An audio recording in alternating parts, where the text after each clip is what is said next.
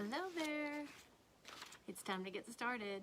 I'm going to just check Facebook over here on my laptop so I can see if it's going, and I can see your comments if it's over there, and answer any questions. So it's a great place to ask questions if you want me to try to address those during this session. There we go. Wash myself. Okay, so today, tea tree, Melaleuca. What is it? This is another one of my favorite must-haves that I like to carry around with me for reasons you'll discover today. But first, before we get started, welcome and to the Oil Educator. My name is Carrie Lynn, and I am going to be bringing you some fun facts about the essential oil, Melaleuca. And remember that the information that I share with you is from my experience in using the essential oils in my training with aromatherapy certification, and that this is not information to prescribe or diagnose or heal anything, but for your information and for you to become more comfortable and familiar with essential oils and what their properties are and what they've been commonly used for and things like that. So first, let's talk a little bit about the tea tree Melaleuca. When I first tried tea tree and we first learned about it, I was getting confused because I'd hear people say tea tree and Melaleuca, and then they smelled the same, and I couldn't understand, was this the same name or what? And so maybe you are feeling the same way. So I was curious because one of the essential oil companies I got involved with had 2 or 3 different Melaleucas, but they weren't called tea tree, all of them. They were called by some other names. And what I found out, there are over 200 different species of Melaleuca. So Melaleuca is like this umbrella. It's called the genus if you get really science geeky and look at the hierarchy of all the plants and stuff. So Melaleuca actually has over 200 different species of different oils, and they have different names, but Melaleuca is the first of its name, its Latin name, official name, and so then the second name is what makes it different. So the most common one that you are probably most familiar with, known as tea tree, is also called by its Latin name Melaleuca alternifolia. Okay, so do you have to remember that? No, just remember tea tree. But I'm not going to talk about all 200, but I do want to talk about 3 others that are fairly common that you can get at one of the 2 essential oil companies that I am familiar with. Of course, there are others out there. Like I said earlier in other videos, I am doing some research on other companies for different reasons. We'll talk about that later. So these other common ones are known as Niuli is one, Cajeput is another, and then Rosalina. So I just want to tell you a little bit about those 3 before we dive right into tea tree specifically. So just to recap, there are 4 most common Melaleuca oils out of that 200 species that you can find in Melaleuca, and they're predominantly from the swampy forests of Australia. Are they grown in other parts of the world? Yes, they are. And that's what makes some of those oils different, and why you'll get different properties out of them when they're distilled is because of the different countries, the different environments, and all of that they are grown in. Let's do backtrack. Let's start with first the Rosalina, which is called Melaleuca ericofolia. I'm looking down at my notes. If you see me, keep looking down to make sure I'm getting everything straight for you. It is also known as the lavender tea tree oil. How about that? And that's because it has the similar calming properties like lavender because of a chemical component that it has. Again, not getting into the chemistry here to get too detailed, just know that it's got a similar chemical compound that behaves like lavender, so it's also known as lavender tea tree. It's often frequently used in carrier oils as a massage body oil. It is, it comes from Australia as well. It's predominantly from Australia. The next one is Cajeput, which is also known as leucadendron. So it would be Melaleuca leucadendron. That is its Latin name, but known as Cajeput.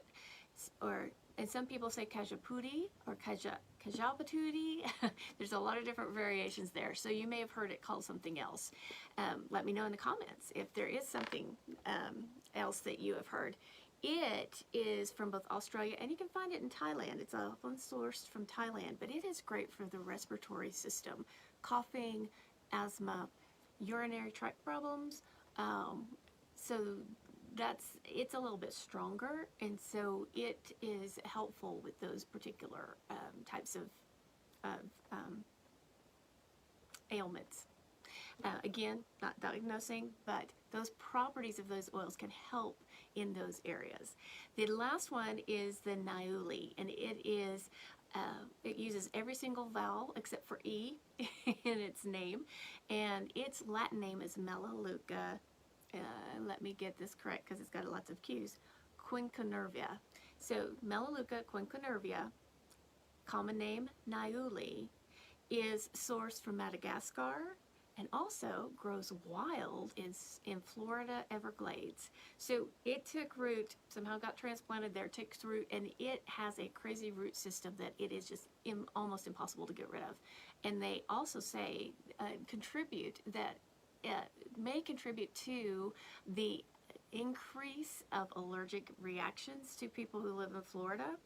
The crazy thing about it, though, is that because it is one of its most intense, or what is well known for, this particular species of Melaleuca, is its anti-allergic properties. Because the essential oil distilled from that highly allergen-causing plant, the oil can help soothe that allergy. Crazy, I know. See it in the science. But those are the 3 other species that are most common and sourced from other countries in the world that you have available to you. The most common one that I wanted to focus in on today, though, is the tea tree, and that is the Melaleuca alternifolia. And it is, it's got a funny story. Because it was sourced in Australia, the ones who knew the most about it were the Aborigines, and they used it as their snake oil. Yes, true snake oil. They were aware of the properties that the leaves and the oils of the plant could actually be anti-venom to snake bites and possibly even save a life. So they taught this to the English settlers as they came over and settled there in Australia. And I think they should know there's over 100 different venomous snakes in Australia, more than any other continent in the world. And they have 2 out of the top 10 most venomous there in Australia. And that's what they use as an anti-venom, is the tea tree oil, the true, pure tea tree oil. And that is just pretty incredible to me. So fast forward in time, as this information starts traveling around and gets back to America, the settlers moving west during the 1800s, it's settling the land and knowing about those rattlesnakes that we have out in the Midwest, wanted to get a hold of some of that tea tree. And there were men seeing a business opportunity there and gathered up the pure tea tree oil and started selling it as snake oil. Now, did it work? Yes, it did.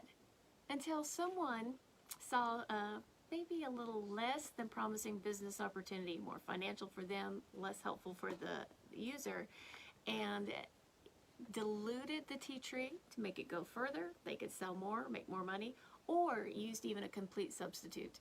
So what happened then is those oils quit working. They weren't the right thing. They weren't.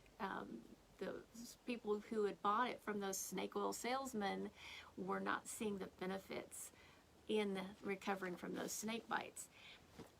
So hence the term that we use, and know now that if someone's selling snake oil or calling something snake oil, it's a fraudulent term. We have changed that term around because of that incident back in our history of people taking the true snake oil and cutting it or adulterating it or using something entirely different and still selling it as a snake oil remedy, a snake bite remedy, that we now have that term commonly known as fraudulent, or someone who's trying to pull one over on you because it's not the real thing and it doesn't really work. Anyway, so that's why I kind of started off today's training and information with that picture of the event, if you saw it, with the snake oil charmer, so to speak. So that was, I thought, a fascinating story about Melaleuca and tea tree.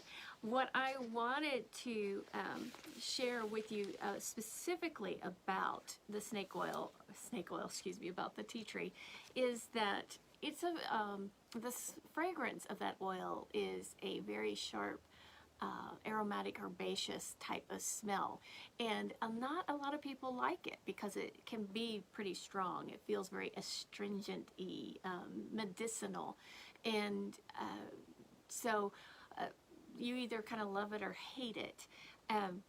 But it is very gentle on the skin, and so why it's often used in a lot of skincare products, especially for those who have issues with skin acne or blemishes, because it will help fight that because of its antimicrobial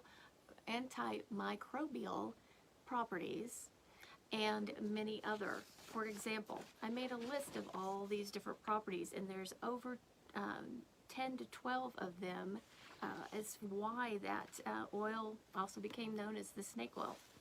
It's analgesic, so it helps cool and calm down a bite or an inflamed area. It's antibacterial and antifungal and anti-infectious. So now you're seeing some of those things of why they used it with the snake bite. It's antioxidant, antiparasitic, it's antiseptic, antiviral. Besides that, decongestant. Also can help with digestive issues. It can be an expectorant, an immunostimulant, boy, I'm stumbling over those words, insecticidal, a neurotonic, another reason why it can help with the snake bites, a stimulant, and a tissue regenerative type oil. So many different things, a great big long list.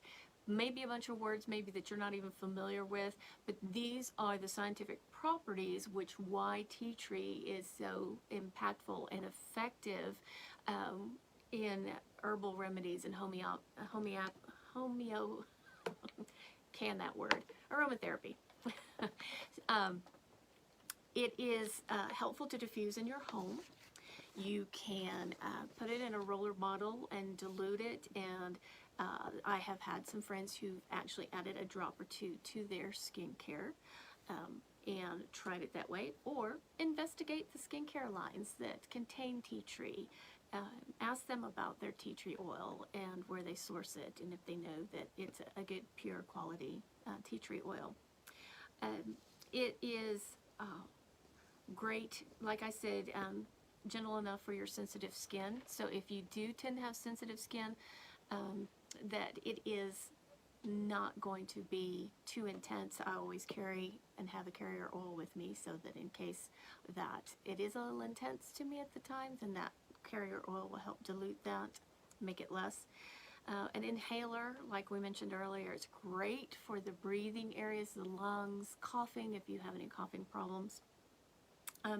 Some of the French medicinal uses was to use it with athlete's foot to kill fungus, gum disease, other skin healing situations, sore throat, and colds.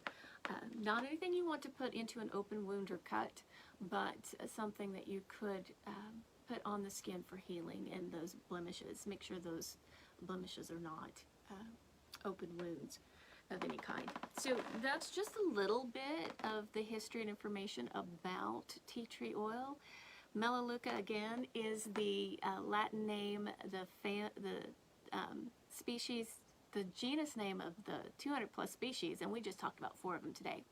Now, just to help you out with some additional information, I'm going to have a guide soon, probably later this week, early next week, that will go through the 4 different oils I talked about, heavy on the information for tea tree itself. So it'll be something that you can come back here to this group, go into the guides section. Up at the top in the group is a list of menus, and you see guides. If you click there, you'll go in and see all the videos with the different guides I have provided so far, and I'll get that tea tree, or excuse me, that Melaleuca guide in there for you, and you can have that information whenever you want it. Again, if you have any questions, post it there in the video. I didn't see anything today. I'm just checking over here on Facebook. Nope, not seeing any questions. I do see a few of you have joined in with me, though I can't see your name. I'm not sure why it's not showing me who's watching. But thanks for coming in today. Hope you learned a little bit more about Melaleuca oils, and specifically tea tree, that snake oil juice that got its bad name back in the Old West. And check it out for yourself if you haven't. Let me know if you have any other questions. You guys have a great day, and I'll check in with you again next week with our next oil. Check the posts in the group. You'll see what's coming. Bye-bye.